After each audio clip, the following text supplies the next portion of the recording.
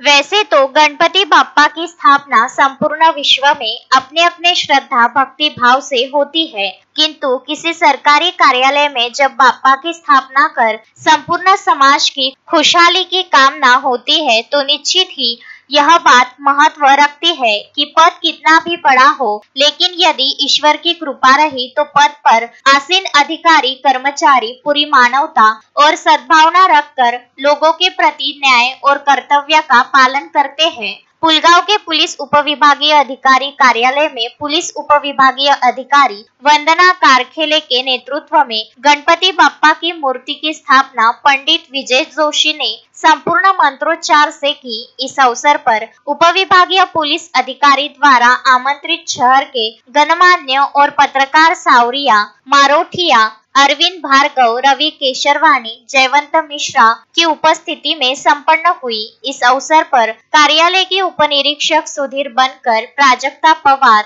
सुधीर गावड़, दीपक जाधव, महेश देवतले, महिला पुलिस हवालदार लीना साखरे, संदीप बोरवन, उमेश बेले, रामदास दरले, शुभम कावले, घनमोडे आदि अनेक उपस्थित थे। अश्विन शाह, विदर्भ न्यूज, पुलगांव।